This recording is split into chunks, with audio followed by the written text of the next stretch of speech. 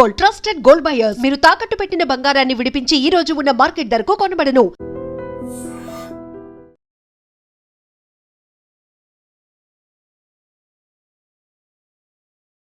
దేశవ్యాప్తంగా మరొకసారి petrol, diesel రేట్లు భారీగా పెరిగాయి.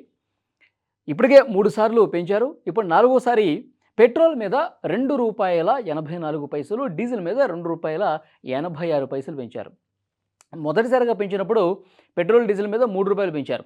తర్వాత 80 పైసలు, మళ్ళీ 90 పైసలు, ఇట్లా 3 సార్లు పెంచిన తర్వాత 4వసారి ₹2.84 పెట్రోల్ మీద పెరిగింది.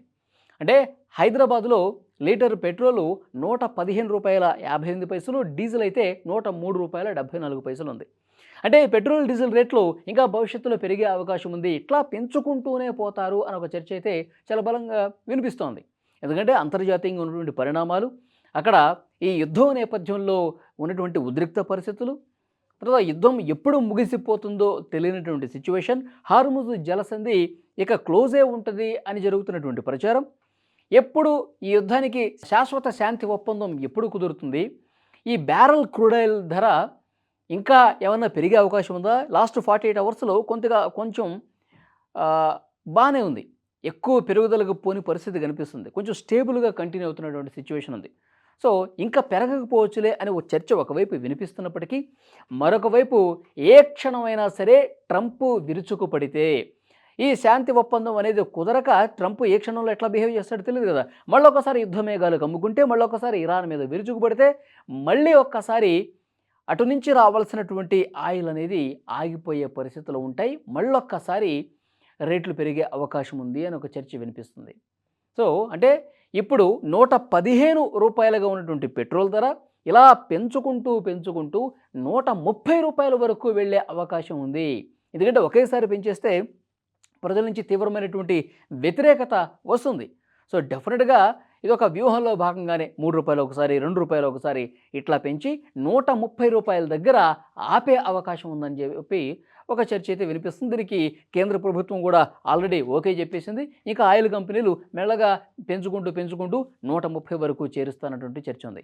ఇప్పటికే ప్రతిపక్ష పార్టీల నుంచి పెద్ద ఎత్తున విమర్శలు కూడా వస్తూ ఉన్నాయి. ఎందుకంటే $140 బ్యారెల్ ధర ఉన్నప్పుడు కూడా పెంచనటువంటి ప్రభుత్వాలు ఇప్పుడు పెంచడానికి రీజన్ ఏంటి?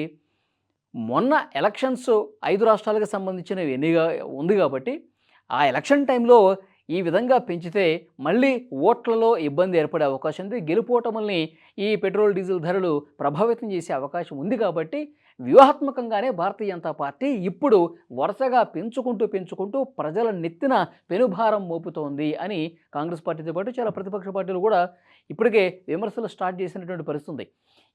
ఈ వర్ధన అనేది, పెట్రోల్, డీజిల్ మీద ఈ ధరలు పెంచడం అనేది వీటికే పరిమితం కాదు. ఇది ట్రాన్స్పోర్ట్ను కూడా, రవాణాను కూడా తీవ్రంగా ప్రభావితం చేస్తుంది. రవాణా ఖర్చులు పెరుగుతాయి కాబట్టి డీజిల్ ధరలు అవన్నీ పెరిగితే నిత్యావసర వస్తువులు, కూరగాయల దగ్గర నుంచి, పాలు దగ్గర నుంచి, గుడ్ల దగ్గర నుంచి ప్రతి ఒక్క వస్తువు పెరిగే అవకాశం ఉంది. ఇది డెఫినెట్గా సామాన్య మధ్యతరగతి ప్రజలకు తీవ్రంగా ఇబ్బంది కలిగించే విషయమే. ఈ నెలలోనే దాదాపు ₹120 పెట్రోల్ ధర చేరే అవకాశం ఉంది. వచ్చే నెలలో ఇంకొక ₹10 పెంచుతారు. ఇట్లా ₹130 వరకు పెరిగే అవకాశం ఉందని సోషల్ మీడియాలో విపరీతంగా చర్చ అయితే వినిపిస్తోంది. మరి ఇది ఎంతవరకు వాస్తవం రూపం దాలుస్తుంది? ఇప్పటి వరకు పెరిగిన దాన్ని మొదట ₹3, తర్వాత 80 పైసలు, 90 పైసలు, అంటే ఒక ₹2 వేసుకుంటే 5, ఇవాళ ఒక దగ్గర ₹3, అంటే ₹10కి చేరువలో వచ్చేసింది. ఇప్పటి వరకు పెంచినటువంటి 4 దఫాలు చూస్తే దాదాపు దగ్గరగా ₹10 పెంచారు తెలియకుండా, ₹3, ₹2 అని. ఇప్పుడు ఇంకొక ₹20 కూడా మెల్లమెల్లగా పెంచే అవకాశమే కనిపిస్తోంది.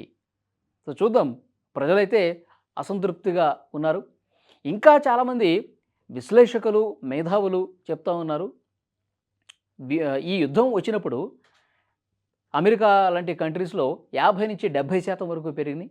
చాలా దేశాలు 30% నుంచి 80% వరకు పెంచాయి.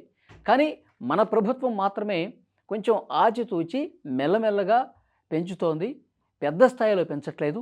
ఇది కొంత మంచి విషయమే అని చెప్పి మాట్లాడుతూ ఉన్నారు. కానీ సరిగా కంట్రోల్ చేయాల్సినటువంటి పరిస్థితి ఉన్నప్పటికీ కూడా కంట్రోల్ చేయలేదు ఈ ప్రభుత్వం. అంటే భవిష్యత్తులో ఏం జరుగుతుందో దాన్ని అంచనా వేసి ప్రజలకు ఇబ్బంది కాకుండా చూడాల్సినటువంటి ఆ బాధ్యతను విస్మరించింది. వీళ్ళకి ఓట్లే కావాలి, రాష్ట్రాల్లో గెలుపులే కావాలి, పార్టీ విజయాలు తప్పించి ప్రజల బాగోగులను ఎక్కడ పట్టించుకున్న పరిస్థితి లేదు. అందుకే ఇప్పుడు ఆయిల్ కంపెనీలు నష్టాన్ని అనుభవిస్తున్నాయి. ఆ నష్టాన్ని పూడ్చుకోవడానికి ఇంకా పెద్ద స్థాయిలో రేట్లు పెంచుతున్నారు. అది మళ్ళీ సామాన్య మధ్యతరగతులకు తీవ్రమైనటువంటి ఇబ్బందులకు గురి చేస్తున్నటువంటి సిచ్యువేషన్ ఉంది. సో చూద్దాం, ఈ వినిపిస్తున్నటువంటి ఈ జరుగుతున్నటువంటి ప్రచారానికి అనుగుణంగా పెట్రోలు లీటరు ₹130కు నిజంగానే చేరుకుంటుందా? అంతకంటే మించి చేరుకుంటుందా? లేదు ఇక ఇవాళ్టితో 4 సార్లు పెంచారు కదా, దీంతో కట్టడి చేస్తారా అన్నది కాలమే సమాధానం చెప్పాలి.